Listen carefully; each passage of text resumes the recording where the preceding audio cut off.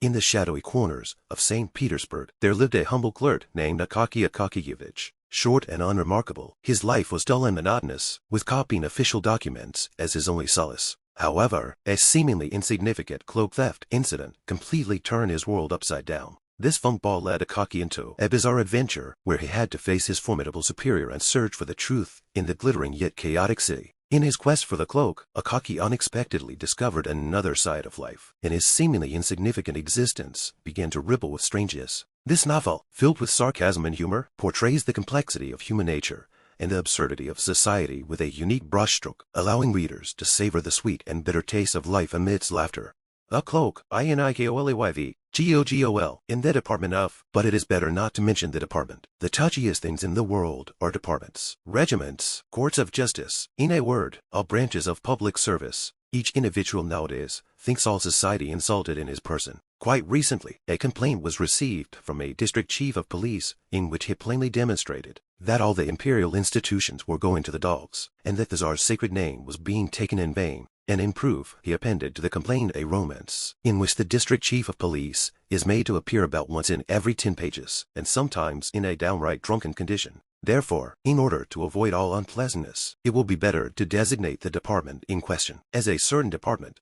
So, in a certain department, there was a certain official in it, a very notable one. It must be allowed short of stature, somewhat pockmarked, red-haired, and mole-eyed, with a bald forehead, wrinkled cheeks, and a complexion of the kind known as sanguine. The St. Petersburg claimant was responsible for this. As for his official rank with us Russians, the rank comes first was what is called a perpetual titular counselor, over which, as is well known, some writers make merry and crack their jokes, obeying the praiseworthy custom of attacking those who cannot bite back. His family name was Bashmachkin. This name is evidently derived from Bashmak shoe, but when, at what time, and in what manner, is not known. His father and grandfather and all the Bashmachkins always wore boots, which were resold 2 or 3 times a year. His name was Akaky Akakiyevich. It may strike the reader as rather singular and far-fetched, but he may rest assured that it was by no means far-fetched, and that the circumstances were such that it would have been impossible to give him any other. This was how it came about.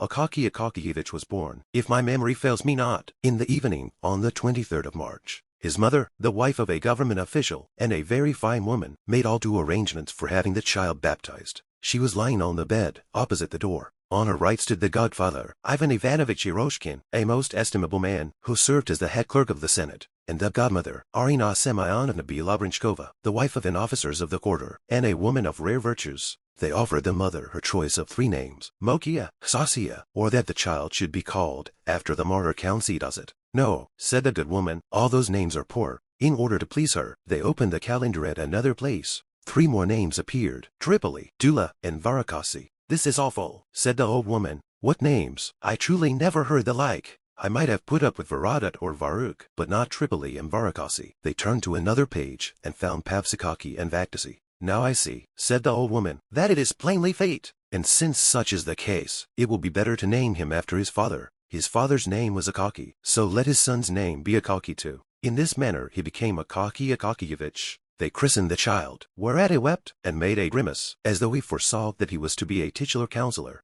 In this manner did it all come about. We have mentioned it in order that the reader might see for himself that it was a case of necessity, and that it was utterly impossible to give him any other name. When and how he entered the department, and who appointed him, no one could remember. However much the directors and chiefs of all kinds were changed, he was always to be seen in the same place, the same attitude, the same occupational ways, the letter copying clerk, so that it was afterwards affirmed that he had been born in uniform with a bald head. No respect was shown him in the department. The porter not only did not rise from his seat when he passed, but never even glanced at him, any more than if a fly had flown through the reception room. His superiors treated him in coolly despotic fashion. Some insignificant assistant to the head clerk would thrust a paper under his nose without so much as saying, "Copy," or "Here's an interesting little case," or anything else agreeable, as is customary amongst well-bred officials. And he took it, looking only at the paper, and not observing who handed it to him, or whether he had the right to do so. Simply took it, and set about copying it. The young officials laughed at and made fun of him, so far as their official wit permitted, told in his presence various stories concocted about him, and about his landlady, an old woman of 70,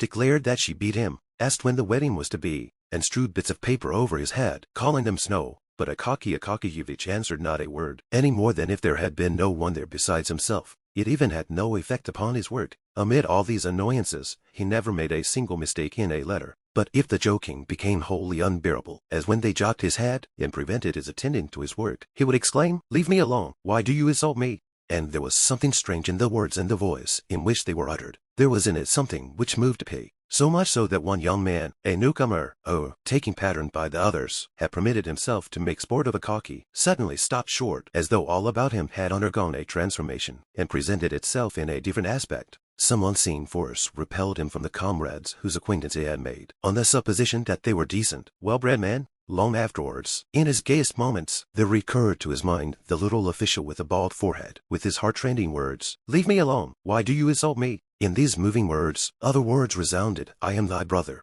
and the young man covered his face with his hand, and many a time afterwards, in the course of his life, shuddered at seeing how much inhumanity there is in man, how much savage coarseness is concealed beneath refined, cultured, worldly refinement, and even, oh God, in that man whom the world acknowledges as honorable and upright. It would be difficult to find another man who lived so entirely for his duties. It is not enough to say that Akaki labored with zeal. No, he labored with love. In his copying, he found a varied and agreeable employment. Enjoyment was written on his face. Some letters were even favorites with him, and when he encountered these, he smiled, winked, and worked with his lips, till it seemed as though each letter might be read in his face, as his pen traced it. If his pay had been in proportion to his zeal, he would, perhaps, to his great surprise, have been made even a councillor of state. But he worked, as his companions, the wits, put it, like a horse in a mill. However, it would be untrue to say that no attention was paid to him. One director, being a kindly man, and desirous of rewarding him for his long service, ordered him to be given something more important than mere copying. So he was ordered to make a report of an already concluded affair to another department, the duty consisting simply in changing the heading, and altering a few words from the first to the third person. This caused him so much toil that he broke into a perspiration, rubbed his forehead, and finally said, "No, give me rather something to copy." After that they let him copy on forever. Outside this copying, it appeared that nothing existed for him. He gave no thought to his clothes. His uniform was not green, but a sort of rusty meal color. The collar was low, so that his neck, in spite of the fact that it was not long, seemed inordinately so as it emerged from it, like the necks of the plaster cats which peddlers carry about on their heads. And something was always sticking to his uniform, either a bit of hay or some trifle. Moreover, he had a peculiar knack, as he walked along the street, of arriving beneath a window, just as all sorts of rubbish was being flung out of it. Hence, he always bore about on his head scraps of melon rinds, and other such articles. Never once in his life did he give heed to what was going on every day to the street. While it is well known that his young brother officials trained the range of their glances till they could see when anyone's trouser straps came undone upon the opposite sidewalk, which always brought a malicious smile to their faces, but Akakiyevich saw in all things the clean, even strokes of his written lines, and only when a horse thrust his nose from some unknown quarter over his shoulder, and sent a whole gust of wind down his neck from his nostrils, did he observe that he was not in the middle of a line, but in the middle of the street.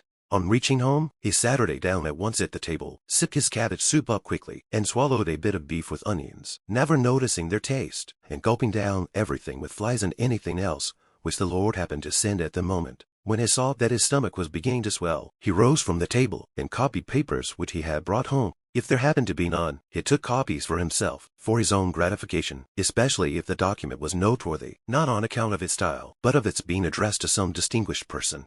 Even at the hour when the gray St. Petersburg sky had quite disappeared, and all the official world had eaten or dined, each as he could, in accordance with the salary he received in his own fancy. When all were resting from the department jar of pens, running to and fro for their own and other people's indispensable occupations, and from all the work that an uneasy man makes willingly for himself rather than what is necessary, when officials hasten to dedicate to pleasure the time which is left to them, one bolder than the rest, going to the theater, another into the street looking under the bonnets, another wasting his evening in compliments to some pretty girl, the star of a small official circle, another, and this is the common case of visiting his comrades, on the third or fourth floor, into small rooms with an anteroom or kitchen, and some pretensions to fashion, such as a lamp or some other trifle which has cost many a sacrifice of dinner or pleasure trip. In a word, at the hour when all officials disperse among the contracted quarters of their friends, to play whist, as they sip their tea from glasses with a kopek's worth of sugar, smoke long pipes, relate at times some bit of gossip which a Russian man can never, under any circumstances, refrain from, and when there is nothing else to talk of, repeat eternal anecdotes about the commandant to whom they had sent word that the tails of the horses on the Falconet Monument had been cut off, When all strive to divert themselves, Akaky Akakiyevich indulged in no kind of diversion. No one could even say that he had seen him at any kind of evening party. Having ridden to his heart's content, he lay down to sleep, smiling at the thought of the coming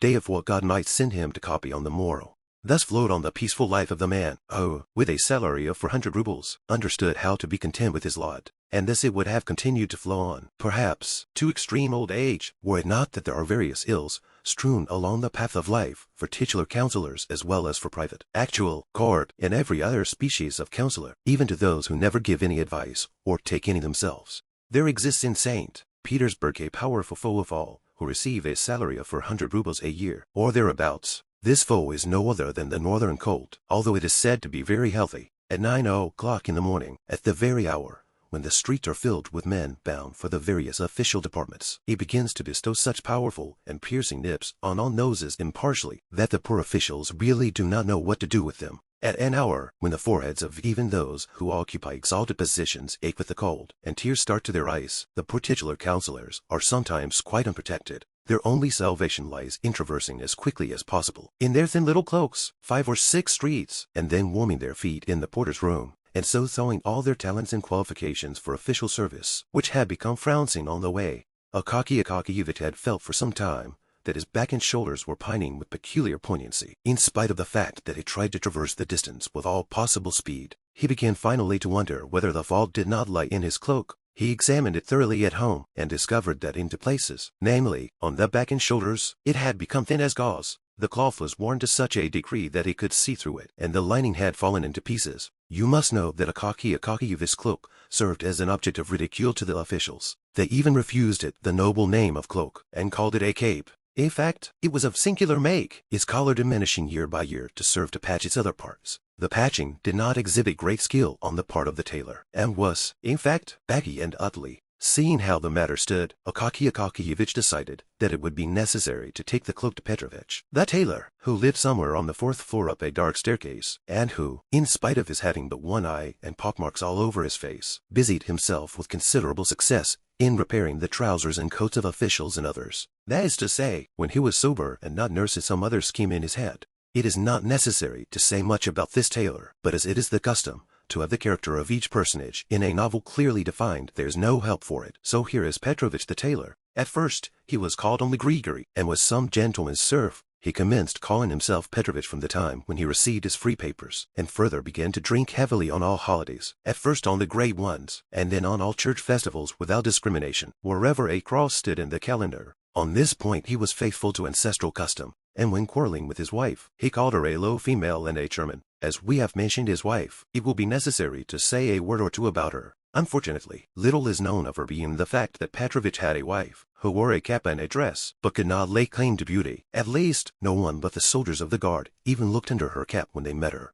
Ascending the staircase, which led to Petrovich's room, which staircase was all soaked with dishwater, and reeked with the smell of spirits, which affects the ice, and is an inevitable adjunct to all dark stairways in St. Petersburg house. Ascending the stairs, Akaky Akakiyevich pondered how much Petrovich would ask, and mentally resolved not to give more than 2 rubles. The door was open, for the mistress, in cooking some fish, had raised such a smoke in the kitchen that not even the beetles were visible. Akaky Akakiyevich passed through the kitchen unperceived, even by the housewife, and at length reached a room where he beheld Petrovich seated on a large unpainted table, with his legs tucked under him like a Turkish pasha. His feet were bare, after the fashion of tailors as they sit at work, and the first thing which caught the eye was his thumb, with a deformed nail thick and strong as a turtle's shell. About Petrovich's neck hung a skein of silk and thread, and upon his knees lay some old garment. He had been trying unsuccessfully for 3 minutes to thread his needle, and was enraged at the darkness and even at the thread, growling in a low voice, "It won't go through, the barbarian! You tricked me, you rascal!" Akaky Akakiyevich was vexed at arriving at the precise moment when Petrovich was angry. He liked to order something of Petrovich when he was a little downhearted, or, as his wife expressed it, when he had settled himself with brandy, the one-eyed devil. Under such circumstances,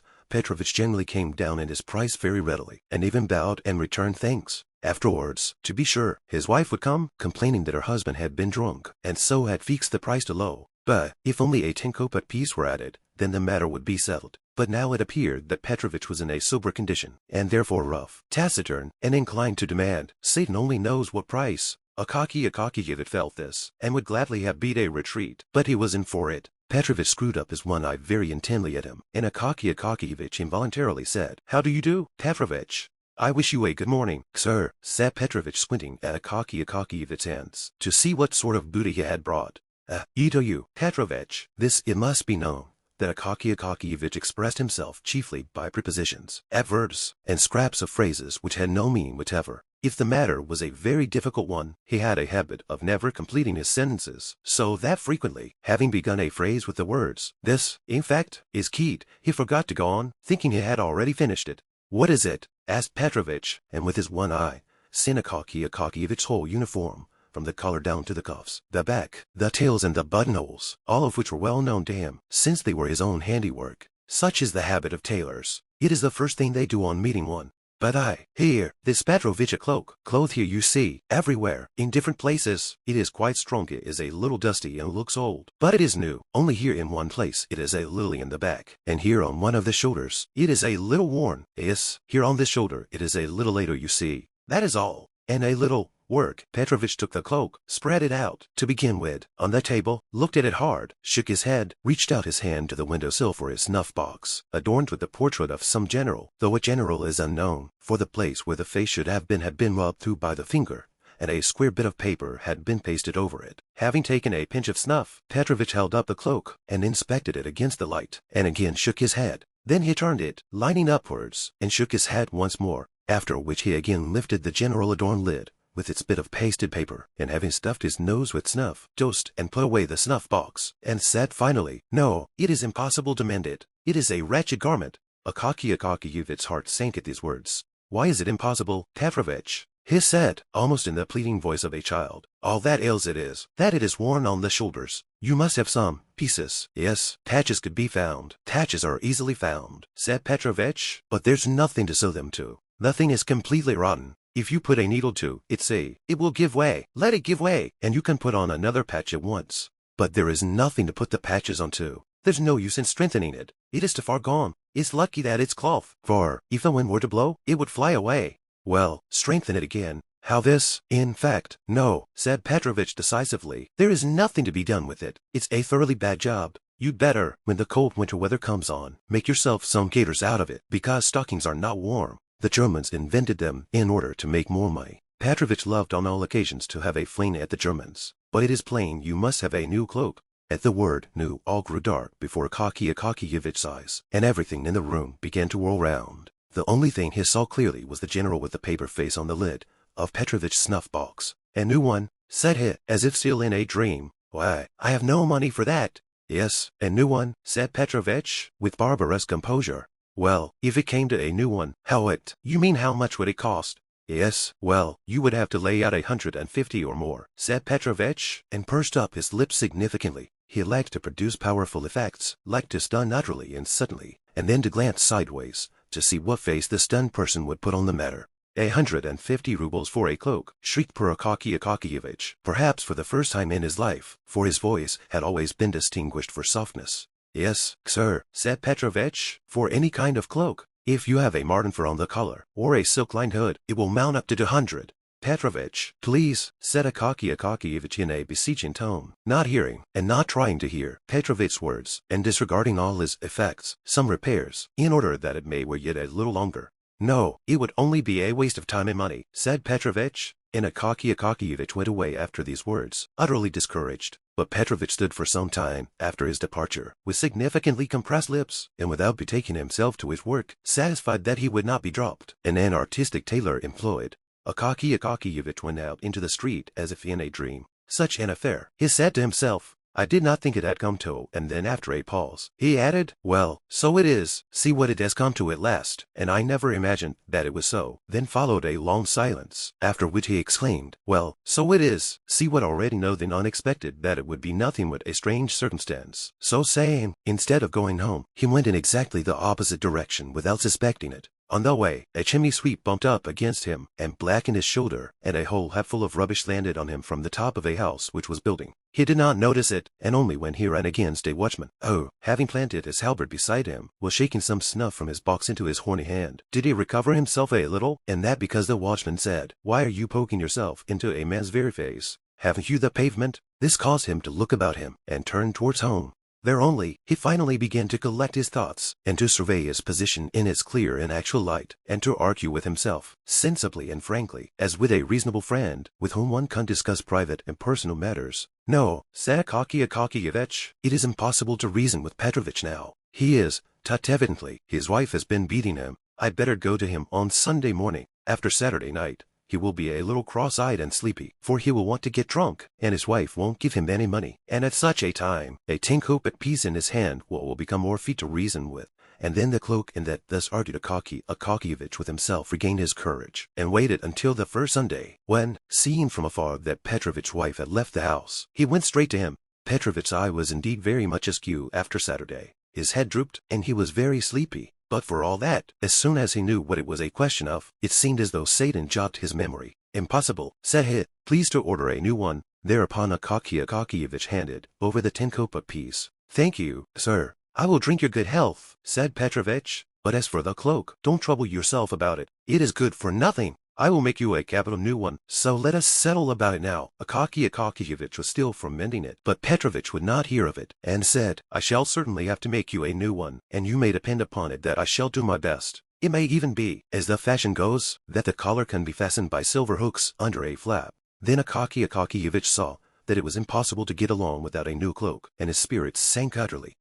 In fact, was it to be done? Where was the money to come from? He must have some new trousers, and pay a debt of long standing to the shoemaker for putting new tops to his old boots, and he must order 3 shirts from the seamstress, and a couple of pieces of linen. In short, all his money must be spent, and even if the director should be so kind as to order him to receive 45 or even 50 rubles instead of 40, it would be a mere nothing, a mere drop in the ocean towards the funds necessary for a cloak, although he knew that Petrovich was often wrong-headed enough to blurt out some outrageous price, so that even his own wife could not refrain from exclaiming, Have you lost your senses, you fool? At one time he would not work at any price, and now it was quite likely that he had named a higher sum than the cloak would cost. But although he knew that Petrovich would undertake to make a cloak for 80 rubles. Still, where was he to get the 80 rubles from? He might possibly manage half. Yes, half might be procured, but where was the other half to come from? But the reader must first be told where the first half came from. Akakiyevich had a habit of putting, for every ruble he spent, a groschen into a small box, fastened with lock and key, and with a slit in the top for the reception of money. At the end of every half-year, he counted over the heap of coppers, and changed it for silver. This he had done for a long time, and in the course of years, the sum had mounted up to over 40 rubles. Thus he had one half on hand, but where was he to find the other half? Where was he to get another 40 rubles from? Akakiyevich thought, and decided that it would be necessary to curtail his ordinary expenses, for the space of 1 year at least, to dispense with tea in the evening, to burn no candles, if there was anything which he must do, to go into his landlady's room, and work by her light. When he went into the street, he must walk as lightly as he could, and as cautiously, upon the stones, almost upon tiptoe, in order not to wear his heels down in too short a time. He must give the laundress as little to wash as possible, and, in order not to wear out his clothes, he must take them off as soon as he got home, and wear only his cotton dressing-gown, which had been long and carefully saved. To tell the truth, it was a little hard for him at first to accustom himself to these deprivations, but he got used to them at length, after a fashion, and all went smoothly. He even got used to being hungry in the evening, but he made up for it by treating himself, so to say, in spirit, by bearing ever in mind the idea of his future cloak. From that time forth, his existence seemed to become, in some way, fuller, as if he were married, or as if some other man lived in him, as if, in fact, he were not alone, and some pleasant friend had consented to travel along life's path with him, the friend being no other than the cloak. With thick wadding and a strong lining incapable of wearing out, he became more lively, and even his character grew firmer, like that of a man who has made up his mind, and set himself a goal. From his face and gait, doubt and indecision, all hesitating and wavering disappeared of themselves. Fire gleamed in his eyes, and occasionally the boldest and most daring ideas flitted through his mind. Why not, for instance, have marten fur on the collar? The thought of this almost made him absent-minded. Once, in copying a letter, he nearly made a mistake, so that he exclaimed almost aloud, and crossed himself. Once, in the course of every month, he had a conference with Petrovich on the subject of the cloak, where it would be better to buy the cloth, and the color, and the price. He always returned home satisfied, though troubled, reflecting that the time would come at last when it could all be bought, and then the cloak made. The affair progressed more briskly than he had expected, for being all his hopes, the director awarded neither 40 nor 45 rubles for Akakiyevich's share, but 60. whether he suspected that Akakievich needed a cloak, or whether it was merely chance. At all events, 20 extra rubles were by this means provided. This circumstance hastened matters. 2 or 3 months more of hunger, and Akakievich had accumulated about 80 rubles. His heart, generally so quiet, began to throb. On the first possible day, he went shopping in company with Petrovich. They bought some very good cloth, and at a reasonable rate too, for they had been considering the matter for 6 months, and rarely let a month pass without their visiting the shops to inquire prices. Petrovich himself said that no better cloth could be had. For lining, they selected a cotton stuff, but so firm and thick that Petrovich declared it to be better than silk, and even prettier and more glossy. They did not buy the marten fur, because it was, in fact, dear, but instead, they picked out the very best of cat skin which could be found in the shop, and which might, indeed, be taken from marten at a distance. Petrovich worked at the cloak the whole weeks, for there was a great deal of quilting, otherwise it would have been finished sooner. He charged 12 rubles for the job. It could not possibly have been done for less. It was all sewed with silk, in small, double seams, and Petrovich went over each seam afterwards with his own teeth, stamping in various patterns. It wasn't as difficult to say precisely on what day, but probably the most glorious one in Akakievich's life. When Petrovich at length brought home the cloak, he brought it in the morning, before the hour when it was necessary to start for the department. Never did a cloak arrive so exactly in the nick of time, for the severe cold had set in, and it seemed to threaten to increase. Petrovich brought the cloak himself, as befits a good tailor. On his countenance was a significant expression, such as Akakievich had never beheld there. He seemed fully sensible that he had done no small deed, and crossed a gulf separating tailors who put in linings, and execute repairs, from those who make new things. He took the cloak out of the pocket handkerchief in which he had brought it. The handkerchief was fresh from the laundress, and he put it in his pocket for use. Taking out the cloak, he gazed proudly at it, held it up with both hands, and flung it skillfully over the shoulders of Akakievich. Then he pulled it and fitted it down behind with his hand, and he draped it around Akakievich without buttoning it. Akakievich, like an experienced man, wished to try the sleeves. Petrovich helped him on with them, and it turned out that the sleeves were satisfactory also. In short, the cloak appeared to be perfect, and most seasonable. Petrovich did not neglect to observe that it was only because he lived in a narrow street, and had no signboard, and had known Akakievich so long, that he had made it so cheaply, but that if he had been in business on the Nevsky Prospect, he would have charged 75 rubles for the making alone. Akakievich did not care to argue this point with Petrovich. He paid him, thanked him, and set out at once in his new cloak for the department. Petrovich followed him, and pausing in the street, gazed long at the cloak in the distance, after which he went to one side expressly to run through a crooked alley, and emerge again into the street, begin to gaze once more upon the cloak from another point, namely, directly in front. Meantime Akakievich went on in holiday mood. He was conscious every second of the time that he had a new cloak on his shoulders, and several times he laughed with internal satisfaction. In fact, there were two advantages. One was its warmth, the other its beauty. He saw nothing of the road, but suddenly found himself at the department. He took off his cloak in the anteroom, looked it over carefully, and confided it to the special care of the attendant. It is impossible to say precisely how it was that everyone in the department knew at once that Akakievich had a new cloak, and that the cape no longer existed. All rushed at the same moment into the anteroom to inspect it. They congratulated him, and said pleasant things to him, so that he began at first to smile, and then to grow ashamed, when all surrounded him, and said that the new cloak must be christened, and that he must at least give them all a party. Akakievich lost his head completely, and did not know where he stood, what to answer, or how to get out of it. He stood blushing all over for several minutes, trying to assure them with great simplicity that it was not a new cloak, that it was in fact the old cape. At length one of the officials, assistant to the head clerk, in order to show that he was not at all proud, and on good terms with his inferiors, said, "So be it, only I will give the party instead of Akakievich.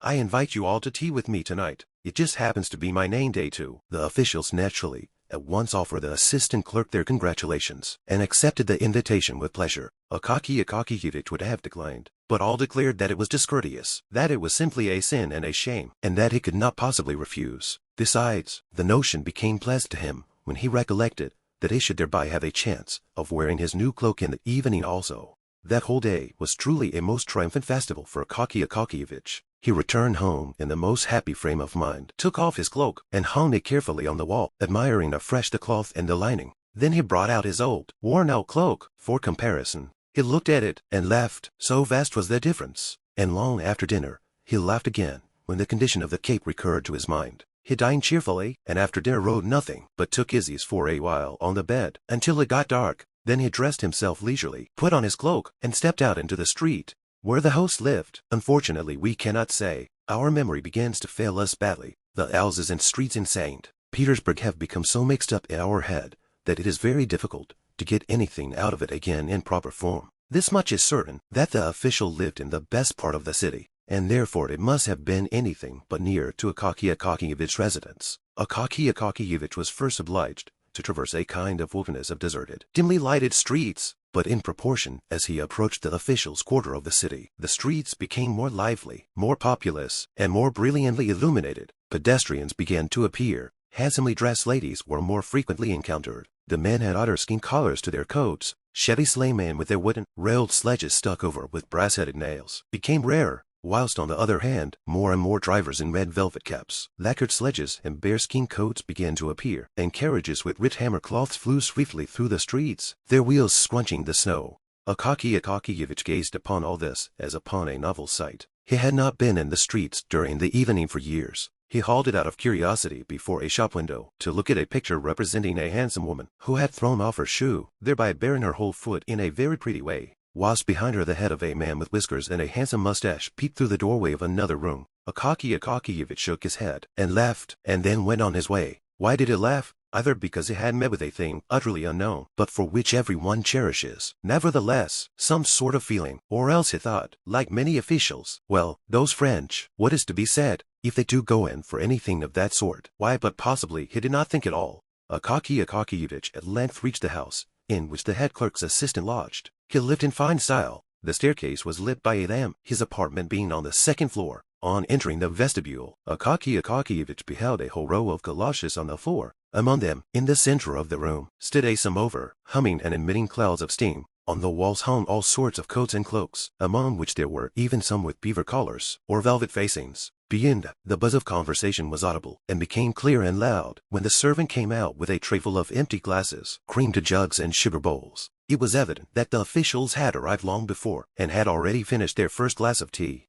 Akaky Akakiyevich, having hung up his own cloak, entered the inner room. Before him all at once appeared lights, officials, taps, and card tables, and he was bewildered by a sound of rapid conversation, rising from all the tables, and the noise of moving chairs. He halted very awkwardly in the middle of the room, wondering what he ought to do, but they had seen him. They received him with a shout, and all thronged at once into the anteroom, and there took another look at his cloak. Akaky Akakiyevich, although somewhat confused, was frank-hearted, and could not refrain from rejoicing when he saw how they praised his cloak. Then, of course, they all dropped him in his cloak, and returned, as was proper, to the tables set out for whist. All this, the noise, the talk, and the throng of people, was rather overwhelming to Akaky Akakiyevich. He simply did not know where he stood, or where to put his hands, his feet, and his whole body. Finally he sat down by the players, looked at the cards, gazed at the face of one and another, and after a while began to gape, and to feel that it was wearisome, more so, as the hour was already long past when he usually went to bed. He wanted to take leave of the host, but they would not let him go, saying that he must not fail to drink a glass of champagne, in honor of his new garment. In the course of an hour, supper, consisting of vegetable salad, cold veal, pastry, confectioner's pies, and champagne, was served. They made Akaky Akakiyevich drink 2 glasses of champagne, after which he felt things grow livelier. Still, he could not forget that it was 12 o'clock, and that he should have been at home long ago. In order that the host might not think of some excuse for detaining him, he stole out of the room quickly, sought out, in the anteroom, his cloak, which, to his sorrow, he found lying on the floor, brushed it, kicked off every speck upon it, put it on his shoulders, and descended the stairs to the street. In the street all was still bright. Some petty shops, those permanent clubs of servants and all sorts of folks, were open, others were shut, but, nevertheless, showed a streak of light the whole length of the door crack, indicating that they were not yet free of company, and that probably some domestics, male and female, were finishing their stories and conversations, whilst leaving their masters in complete ignorance as to their whereabouts. Akaky Akakiyevich went on in a happy frame of mind. He even started to run, without knowing why, after some lady, who flew past like a flash of lightning, but he stopped short and went on very quietly as before, wondering why he had quickened his pace. Soon there spread before him these deserted streets, which are not cheerful in the daytime, to say nothing of the evening. Now they were even more dim and lonely. The lanterns began to grow rarer. Evidently, had been less liberally supplied. Then came wooden houses and fences. Not a soul anywhere. Only the snow sparkled in the streets, and mournfully veiled the low roof cabins with their closed shutters. He approached the spot where the street crossed a vast square, with houses barely visible on his farther side, a square which seemed a fearful desert. Afar, a tiny spark glimmered from some watchman's box, which seemed to stand on the edge of the world. Akakiyevich's cheerfulness diminished at this point in a marked degree. He entered the square, not without an involuntary sensation of fear, as though his heart warned him of some evil. He glanced back, and on both sides it was like a sea about him. No, it is better not to look, he thought, and went on, closing his eyes. When he opened them, to see whether he was near the end of the square, he suddenly beheld, standing just before his very nose, some bearded individuals of precisely what sort he could not make out. All grew dark before his eyes, and his heart throbbed. "Of course, the cloak is mine," said one of them in a loud voice, seizing hold of his collar. Akakievich was about to shout help when the second man thrust a fist, about the size of an official's head, at his very mouth, muttering, "Just you dare to scream." Akakievich felt them strip off his cloak and give him a kick. He fell headlong upon the snow, and felt no more. In a few minutes he recovered consciousness, and rose to his feet, but no one was there. He felt that it was cold in the square, and that his cloak was gone. He began to shout, but his voice did not appear to reach the outskirts of the square. In despair, but without ceasing to shout, he started at a run across the square, straight towards the watch-box, beside which stood the watchman, leaning on his halberd, and apparently curious to know what kind of a customer was running towards him shouting. Akakievich ran up to him, and began in a sobbing voice to shout that he was asleep, and attended to nothing, and did not see when a man was robbed. The watchman replied that he had seen two men stop him in the middle of the square, but supposed that they were friends of his, and that, instead of scolding vainly, he had better go to the police on the morrow, so that they might make a search for whoever had stolen the cloak. Akakievich ran home, and arrived in a state of complete disorder, his hair which grew very thinly upon his temples, and the back of his head all tousled, his body, arms and legs, covered with snow.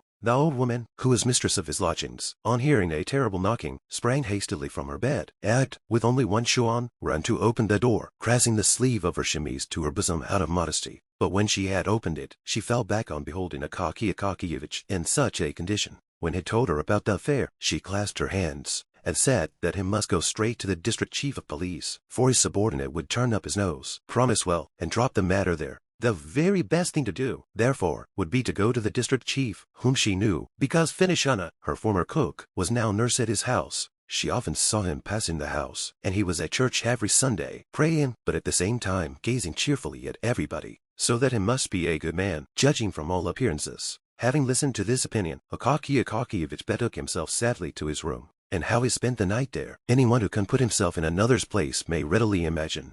Early in the morning, he presented himself at the district chief's, but was told the official was asleep. He went again at 10, and was again informed that he was asleep at 11, and they said, "The superintendent is not at home." At dinner time, and the clerks in the anteroom would not admit him on any terms, and insisted upon knowing his business. So that at last, for once in his life, Akakievich felt an inclination to show some spirit, and said curtly that he must see the chief in person, that they ought not to presume to refuse him entrance, that he came from the Department of Justice, and that when he complained of them, they would see. The clerks dared make no reply to this, and one of them went to call the chief, who listened to the strange story of the theft of the coat. Instead of directing his attention to the principal points of the matter, he began to question Akakievich. Why was he going home so late? Was he in the habit of doing so, or had he been to some disorderly house? So that Akakievich got thoroughly confused, and left him, without knowing whether the affair of his cloak was in proper train or not. All that day, for the first time in his life, he never went near the department.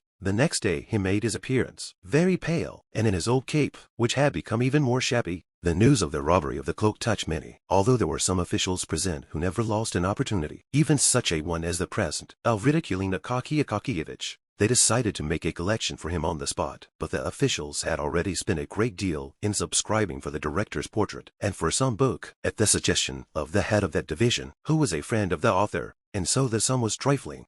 One of them, moved by pity, resolved to help Akakievich with some good advice, at least, and told him that he ought not to go to the police, for although it might happen that a police officer, wishing to win the approval of his superiors, might hunt up the cloak by some means, still, his cloak would remain in the possession of the police, if it did not offer legal proof that it belonged to him. The best thing for him, therefore, would be to apply to a certain prominent personage, since this prominent personage, by entering into relation with the proper persons, could greatly expedite the matter. As there was nothing else to be done, Akakievich decided to go to the prominent personage. What was the exact official position of the prominent personage remains unknown to this day. The reader must know that the prominent personage had but recently become a prominent personage, having up to that time been only an insignificant person. Moreover, his present position was not considered prominent in comparison with others, still more so. But there is always a circle of people to whom what is insignificant in the eyes of others is important enough. Moreover, he strove to increase his importance by sundry devices. For instance, he managed to have the inferior officials meet him on the staircase when he entered upon his service. No one was to presume to come directly to him, but the strictest etiquette must be observed. The collegiate recorder must make a report to the government secretary, the government secretary to the titular counselor, or whatever other man was proper, and all business must come before him in this manner. In Holy Russia, all is thus contaminated with the love of imitation. Every man imitates and copies his superior. They even say that a certain titular counselor, when promoted to the head of some small separate office, immediately partitioned off a private room for himself, called it the audience chamber, and posted at the door a lackey with red collar and braid, who grasped the handle of the door, and opened to all comers, though the audience chamber would hardly hold an ordinary writing table. The manners and customs of the prominent personage were grand and imposing, but rather exaggerated. The main foundation of his system was strictness. Strictness, strictness, and always strictness, he generally said, and at the last word he looked significantly into the face of the person to whom he spoke. But there was no necessity for this, for the half-score of subordinates, who formed the entire force of the office, were properly afraid. On catching sight of him afar off, they left their work, and waited, drawn up in line, until he had passed through the room. His ordinary converse with his inferiors smacked of sternness, and consisted chiefly of 3 phrases. How dare you? Do you know whom you are speaking to? Do you realize who is standing before you? Otherwise he was a very kind-hearted man, good to his comrades, and ready to oblige, but the rank of general threw him completely off his balance. On receiving any one of that rank, he became confused, lost his way, as it were, and never knew what to do. If he chanced to be amongst his equals, he was still a very nice kind of man, a very good fellow in many respects, and not stupid. But the very moment that he found himself in the society of people but one rank lower than himself, he became silent, and his situation aroused sympathy, the more so, as he felt himself that he might have been making an incomparably better use of his time. In his eyes, there was sometimes visible a desire to join some interesting conversation or group, but he was kept back by the thought, would it not be a very great condescension on his part? Would it not be familiar? And would he not thereby lose his importance? And in consequence of such reflections, he always remained in the same dumb state, uttering from time to time a few monosyllabic sounds, and thereby earning the name of the most wearisome of men. To this prominent personage Akaky Akakevich presented himself, and this at the most unfavorable time for himself, though opportune for the prominent personage. The prominent personage was in his cabinet, conversing very gaily with an old acquaintance and companion of his childhood, whom he had not seen for several years, and who had just arrived. When it was announced to him that a person named Bashmakin had come, he asked abruptly, "Who is he?" "Some official," he was informed. "Ah, he can wait, this is no time for him to call," said the important man. It must be remarked here that the important man lied outrageously. He had said all he had to say to his friend long before, and the conversation had been interspersed for some time with very long pauses, during which they merely slapped each other on the leg, and said, "You think so, Ivan Abramovich, just so, Stepan Varlamovich." Nevertheless, he ordered that the official should be kept waiting, in order to show his friend, a man who had not been in the service for a long time, but had lived at home in the country, how long officials had to wait in his anteroom. At length, having talked himself completely out, and more than that, having had his fill of pauses, and smoked a cigar in a very comfortable armchair with reclining back, he suddenly seemed to recollect, and said to the secretary, who stood by the door with papers of reports, "So it seems that there is an official waiting to see me. Tell him that he may come in." On perceiving Akaky Akakevich's modest mien and his worn uniform, he turned abruptly to him, and said, "What do you want?" in a curt hard voice, which he had practiced in his room in private, and before the looking-glass, for a whole week before being raised to his present rank. Akaky Akakevich, who was already imbued with a due amount of fear, became somewhat confused, and as well as his tongue would permit, explained, with a rather more frequent addition than usual of the word that his cloak was quite new, and had been stolen in the most inhuman manner, that he had applied to him, in order that he might, in some way, by his intermediation, that he might enter into correspondence with the chief of police, and find the cloak.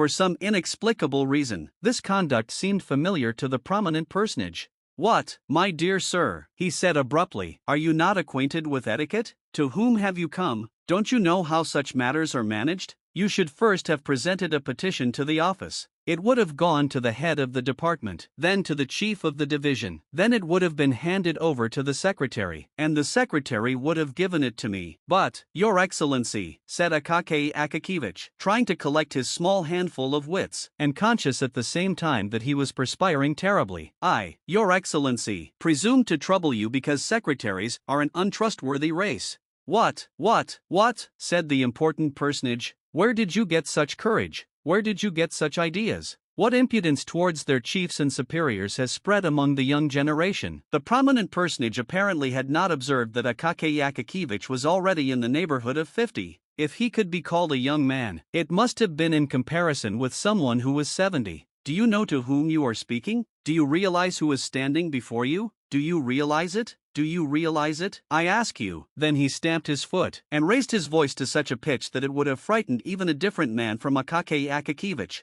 Akaky Akakevich's senses failed him. He staggered, trembled in every limb, and, if the porters had not run in to support him, would have fallen to the floor. They carried him out insensible. But the prominent personage, gratified that the effect should have surpassed his expectations, and quite intoxicated with the thought that his word could even deprive a man of his senses, glanced sideways at his friend in order to see how he looked upon this, and perceived, not without satisfaction, that his friend was in a most uneasy frame of mind, and even beginning on his part to feel a trifle frightened. Akaky Akakevich could not remember how he descended the stairs, and got into the street. He felt neither his hands nor feet. Never in his life had he been so rated by any high official, let alone a strange one. He went staggering on through the snowstorm, which was blowing in the streets, with his mouth wide open. The wind, in St. Petersburg fashion, darted upon him from all quarters, and down every cross street. In a twinkling it had blown a quinsy into his throat, and he reached home unable to utter a word. His throat was swollen, and he lay down on his bed. So powerful is sometimes a good scolding. The next day a violent fever developed. Thanks to the generous assistance of the St. Petersburg climate, the malady progressed more rapidly than could have been expected, and when the doctor arrived, he found, on feeling the sick man's pulse, that there was nothing to be done, except to prescribe a poultice, so that the patient might not be left entirely without the beneficent aid of medicine. But at the same time, he predicted his end in 36 hours. After this he turned to the landlady, and said, "And as for you, don't waste your time on him. Order his pine coffin now, for an oak one will be too expensive for him." Did Akaky Akakevich hear these fatal words? And if he heard them, did they produce any overwhelming effect upon him? Did he lament the bitterness of his life? We know not, for he continued in a delirious condition. Visions incessantly appeared to him, each stranger than the other. Now he saw Petrovich, and ordered him to make a cloak, with some traps for robbers, who seemed to him to be always under the bed, and he cried every moment to the landlady to pull one of them from under his coverlet. Then he inquired why his old mantle hung before him when he had a new cloak. Next he fancied that he was standing before the prominent person, listening to a thorough setting down and saying, "Forgive me, Your Excellency." But at last he began to curse, uttering the most horrible words, so that his aged landlady crossed herself, never in her life having heard anything of the kind from him, and more so as these words followed directly after the words, "Your Excellency." Later on he talked utter nonsense, of which nothing could be made, all that was evident being that these incoherent words and thoughts hovered ever about one thing, his cloak. At length poor Akaky Akakevich breathed his last. They sealed up neither his room nor his effects, because, in the first place, there were no heirs, and, in the second, there was very little to inherit beyond a bundle of goosequills, a quire of white official paper, 3 pairs of socks, 2 or 3 buttons which had burst off his trousers, and the mantle already known to the reader. To whom all this fell, God knows. I confess that the person who told me this tale took no interest in the matter. They carried Akaky Akakevich out, and buried him, and St. Petersburg was left without Akaky Akakevich, as though he had never lived there. A being disappeared, who was protected by none, dear to none, interesting to none, and who never even attracted to himself the attention of those students of human nature who, amid no opportunity of thrusting a pin through a common fly, and examining it under the microscope, a being who bore meekly the gibes of the department, and went to his grave without having done one unusual deed, but to whom, nevertheless, at the close of his life, appeared a bright vision in the form of a cloak, which momentarily cheered his poor life, and upon him, thereafter, an intolerable misfortune descended, just as it descends upon the heads of the mighty of this world. Several days after his death, the porter was sent from the department to his lodgings, with an order for him to present himself there immediately, the chief commanding it, but the porter had to return unsuccessful, with the answer that he could not come, and to the question, why, replied, well, because he is dead. He was buried 4 days ago. In this manner did they hear of Akaky Akakiyevich's death at the department, and the next day a new official Saturday in his place, with a handwriting by no means so upright, but more inclined and slanting. But who could have imagined that this was not really the end of Akaky Akakiyevich, that he was destined to raise a commotion after death, as if in compensation for his utterly insignificant life? But so it happened, and our poor story unexpectedly gains a fantastic ending. A rumor suddenly spread through St. Petersburg that a dead man had taken to appearing on the Kalinkin bridge and its vicinity at night in the form of an official seeking a stolen cloak, and that, under the pretext of its being the stolen cloak, he dragged, without regard to rank or calling, everyone's cloak from his shoulders, be it catskin, beaver, fox, bear, sable, in a word, every sort of fur and skin which men adopted for their covering. One of the department officials saw the dead man with his own eyes, and immediately recognized in him Akaky Akakiyevich. This, however, inspired him with such terror that he ran off with all his might, and therefore did not skin the dead man closely, but only saw how the latter threatened him from afar with his finger. Constant complaints poured in from all quarters that the backs and shoulders, not only of titular but even of court councilors, were exposed to the danger of a cold, on account of the frequent dragging off of their cloaks. Arrangements were made by the police to catch the corpse, alive or dead, at any cost, and punish him as an example to others, in the most severe manner. In this they nearly succeeded, for a watchman, on guard in Karanshin Lane, caught the corpse by the collar on the very scene of his evil deeds, when attempting to pull off the frieze cloak of a retired musician. Having seized him by the collar, he summoned, with a shout, 2 of his comrades, whom he enjoined to hold him fast, while he himself felt for a moment in his boot, in order to draw out his snuff-box, and refresh his frowsy nose. But the snuff was of a sort which even a corpse could not endure. The watchman, having closed his right nostril with his finger, had no sooner succeeded in holding half a handful up to the left, than the corpse sneezed so violently that he completely filled the eyes of all 3. While they raised their hands to wipe them, the dead man vanished completely, so that they positively did not know whether they had actually had him in their grip at all. Thereafter, the watchmen conceived such a terror of dead men that they were afraid even to seize the living, and only screamed from a distance, "Hey, there, go your way." So the dead official began to appear even beyond the Kalinkin bridge, causing no little terror to all timid people. But we have totally neglected that certain prominent personage who may really be considered as the cause of the fantastic turn taken by this true history. First of all, justice compels us to say that after the departure of poor, annihilated Akaky Akakiyevich, he felt something like remorse. Suffering was unpleasant to him, for his heart was accessible to many good impulses, in spite of the fact that his rank often prevented his showing his true self. As soon as his friend had left his cabinet, he began to think about poor Akaky Akakiyevich, and from that day forth, poor Akaky Akakiyevich, who could not bear up under an official reprimand, recurred to his mind almost every day. The thought troubled him to such an extent that a week later he even resolved to send an official to him to learn whether he really could assist him. And when it was reported to him that Akaky Akakiyevich had died suddenly of fever, he was startled, hearkened to the reproaches of his conscience, and was out of sorts for the whole day. Wishing to divert his mind in some way and drive away the disagreeable impression, he set out that evening for one of his friends' houses, where he found quite a large party assembled. What was better, nearly every one was of the same rank as himself, so that he need not feel in the least constrained. This had a marvelous effect upon his mental state. He grew expansive, made himself agreeable in conversation. In short, he passed a delightful evening. After supper he drank a couple of glasses of champagne, not a bad recipe for cheerfulness. As everyone knows, the champagne inclined him to various adventures, and he determined not to return home, but to go and see a certain well-known lady, of German extraction, Karolina Ivanovna, a lady, it appears, with whom he was on a very friendly footing.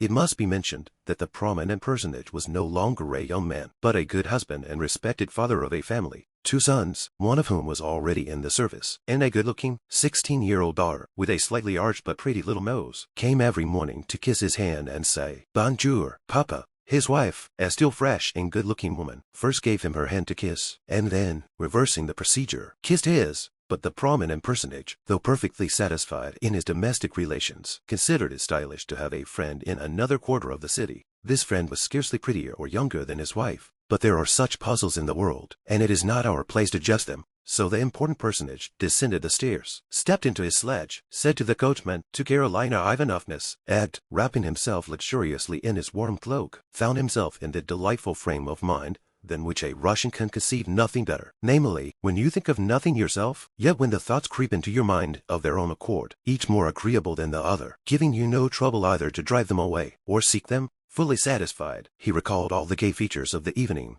just past and all the moths which had made the little circle laugh. Many of them he repeated in a low voice, and found them quite as funny as before, so it is not surprising that he should laugh heartily at them. Occasionally, however, he was interrupted by gusts of wind, which, coming suddenly, God knows whence or why, cut his face, drove masses of snow into it, filled out his cloak collar like a sail, or suddenly blew it over his head with supernatural force, and thus caused him constant trouble to disentangle himself.